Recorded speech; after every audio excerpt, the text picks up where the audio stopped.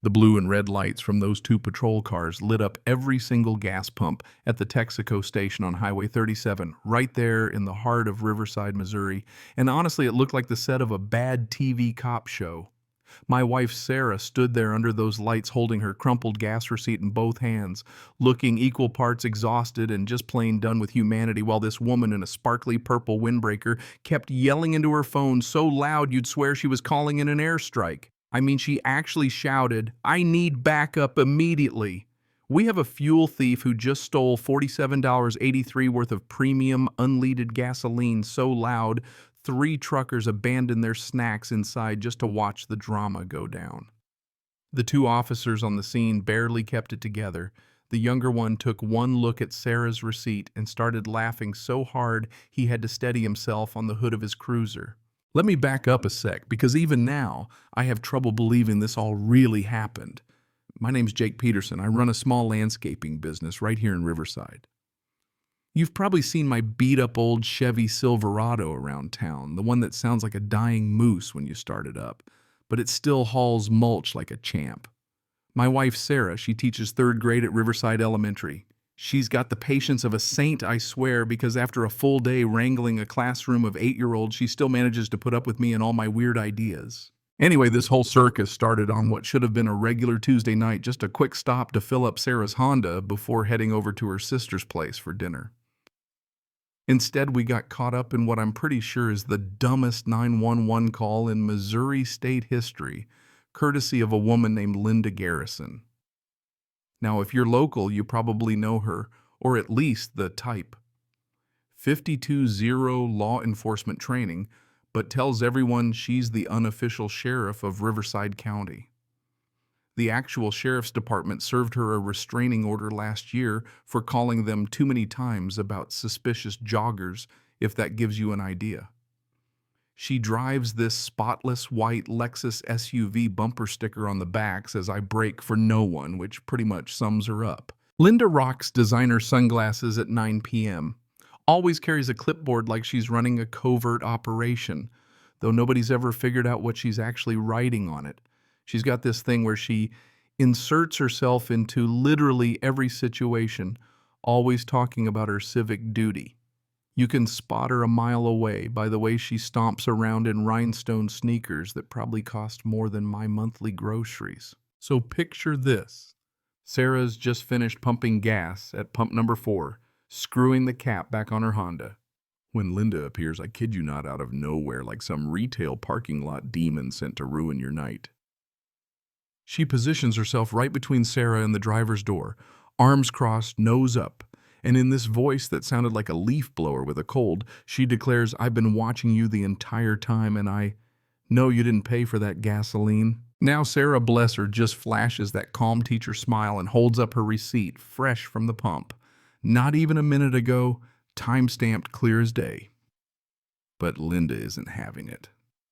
She stares down at that slip of paper and says, and I will never forget this, anyone can forge a receipt these days with a home printer and some YouTube tutorials. I watch true crime documentaries every night. I know all about these scams you people are running. You people, she says, and I can feel my blood pressure climbing. But Sarah, still cool as a cucumber, just keeps holding her ground. That's when Linda whips out her shiny iPhone, naturally the most expensive model, and dials 911, narrating the whole scene for the dispatcher like she's Anderson Cooper reporting live from a war zone. Yes, this is Linda Garrison, personal friend of Chief Thompson, which is a flat-out lie. Chief Thompson blocked her number months ago. I am currently detaining a fuel thief at the Texaco on Highway 37. Female suspect, about 30, silver Honda Accord license plate, starts with MK, stole $47.83 worth of premium gasoline, attempting to flee the scene. Meanwhile, Sarah's just standing there holding her receipt, looking at Linda like she's sprouted a second head. That's when Linda announces she's placing Sarah under citizen's arrest, which, for the record, isn't even a thing in Missouri unless you literally witness a felony, and paying for gas with a debit card is not that. Then Linda tries to snatch Sarah's keys, but my wife just takes a step back and says in her calmest classroom voice, Ma'am, I have my receipt right here. Would you like to walk with me to the store clerk so we can clear this up? But Linda's way too far down the rabbit hole to back out now. She storms into the convenience store, rhinestone sneakers, squeaking the whole way, and demands that the poor kid working the register, Tommy 19, looks terrified, print out all security footage from the last hour. Tommy explains politely that you can't just print security footage. That's not how cameras work, but Linda's not listening. She slams her palm on the counter and announces she's conducting a citizen's investigation and that Tommy is now a material witness to grand theft. While she's inside, terrorizing Tommy, Linda's left her Lexus idling door wide open, blocking pump number 3, which happens to be where a big guy in a construction truck, Frank, is trying to fill up. Frank starts honking, which only winds Linda up more. She comes out swinging, screaming that Frank is now an accomplice to the crime for creating a diversion to help Sarah escape. Frank, bless him, just leans out the window and says, "Lady, I just want to put diesel in my truck so I can go home and eat dinner with my family." Linda's next genius move. She jumps in her SUV and tries to physically block Sarah's car from leaving by squeezing her Lexus behind the Honda, but she's shaking so bad from all this justice that she scrapes the concrete barrier, putting a 2-foot scar down the passenger side of her fancy paint job.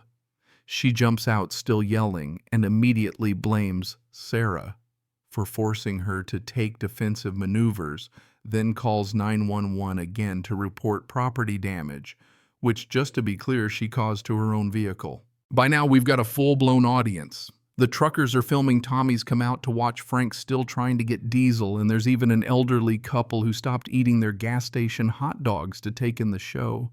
Sarah the whole time just stands there quietly holding her receipt while Linda paces back and forth, ranting about how gas theft is destroying America and how she knows 3 judges personally who will make sure Sarah gets the maximum sentence. And then the cavalry arrives, 2 Riverside police officers, Martinez and Chen.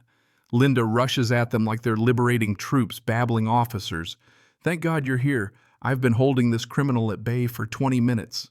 She stole 47-83 and tried to assault me when I confronted her." The officers, both clearly familiar with Linda, share this look like, "Oh God, not her again." Sarah steps forward, calm as ever, and hands her receipt to Officer Martinez.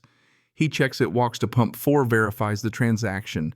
$47.83 card payment, 7:43 p.m. Officer Chen goes in to talk to Tommy, who confirms it all and even pulls up the register record. Linda starts losing her mind when she realizes nobody's arresting Sarah. She screams that it's all a conspiracy, threatens to call the mayor, the governor, even the president. Officer Martinez stays cool as ice. He tells Linda, "Ma'am, not only did Sarah pay for her gas, but you may have committed several crimes tonight, filing a false police report, harassment, and attempted unlawful detention." The crowd laughs. Linda's jaw just hangs there, and Officer Chen adds, "Ma'am, we've had 17 complaints about you just this month. You called 911 because your neighbor's cat looked at you funny. You reported a burglary that turned out to be a DoorDash delivery. You accused a Girl Scout of running a pyramid scheme. This has to stop." Then comes the twist nobody saw coming. Tommy, bless his heart, pipes up. "Actually, officer, she owes me $12.99 for the car wash she got earlier and skipped out on the payment. We got her on camera." The entire crowd loses it. The lady who called my wife a thief had actually stolen a car wash herself. Officer Martinez just pulls out his citation book, and Linda, suddenly desperate, says she meant to come back and pay, but got distracted by civic duties. The truckers are now live streaming the whole mess. Someone in the crowd yells, "Isn't she the lady who got banned from Walmart for accusing a greeter of being an illegal immigrant?" As Martinez writes up citation after citation. Linda tries one last Hail Mary. She points at Sarah and screams, "She's probably not even from this country. Check her papers. I demand you verify her citizenship." That's when Officer Chen puts the cuffs on her and says she's under arrest for filing a false police report and theft of services. They tow her Lexus, $300 right there, and that scratch she put down the side easily, $2,000 to fix. But the real hit came the next day when the video went viral. Local news ran the story, "Area woman calls 911 on teacher gets arrested for theft." Her employer, a real estate office, fired her on the spot for bringing negative attention. The Missouri Real Estate Commission started investigating whether she ever lied about being a licensed agent, which could mean $5,000 more in fines. So in the end, the lady who tried to play sheriff wound up with a record, a wrecked car, and her face all over the internet. Meanwhile, my wife and we finally got to my sister-in-law's house only 2 hours late with a story you couldn't make up if you tried. And I gotta ask, have you ever had someone accuse you of something so ridiculous it almost seemed like a joke until suddenly it wasn't? Would you have kept your cool, or would you have snapped? Let me know down in the comments what you would have done, and if you think Linda got what she deserved, or if karma still owes her another round. Drop your own crazy caught in the act stories, and don't forget to share this with someone who could use a good laugh or a reminder that sometimes justice really does have a sense of humor.